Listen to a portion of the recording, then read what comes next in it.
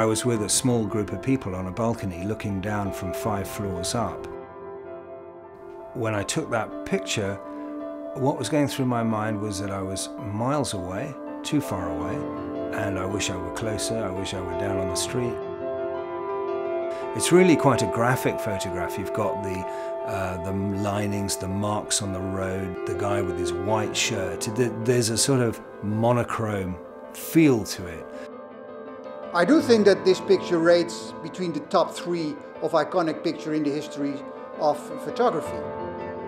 It's a great picture because it covers a remarkable event and it's shot in a very simple, direct way. So the picture grabs your attention and holds the attention. I was on the street on Tiananmen Square during 3rd June and 4th June. I witnessed a lot of the people standing up, a block tank. I first saw it when I was in middle school. So I was born actually in 1989. So I was seeing this in a history book, and truly and honestly, it was inspiring. The first time I saw this picture, I was living in India. Those were days when television was still not very active, so we were really reliant on print images. Because just the power of one individual facing off these tanks, it's just unforgettable. This image just shows people how can fight your rights. This is man against the machine, the individual against the system. It's also David against Goliath, the small guy against the regime that wants to oppress him. That photograph is and demonstrates for me one man's extraordinary courage, standing up in front of a row of tanks, being prepared to sacrifice his own life for the sake of social justice. What I really love in this picture is the fact that I don't think that this tankman is acting for himself, but it's really acting on behalf of human beings and humanity, on behalf also of the thousands of people who struggled for human rights in China.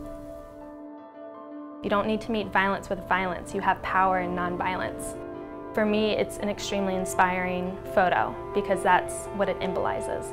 This was driven by television. It was shown, flashed all over the world. People saw that and saw this sort of extraordinary footage of this man literally dancing in front of a tank, holding it back, stopping it, and that's what became, in a sense, iconic. The photograph that I was lucky enough to take was kind of a souvenir, was a memory for people of the television footage. I think it's been a huge source of inspiration for people across the world because fundamentally it's about people standing up for their rights. Under the revolution during 1989 Eastern European country, after they found this icon, encouraged a lot of people, they fight their rights. I think that it's very important for young people like me be aware of what happened in China in 1989 because thousands of people struggled for human rights. They can encourage all the people who fight for freedom, justice and hope. 25 years later, it doesn't allow the Chinese government to forget what happened.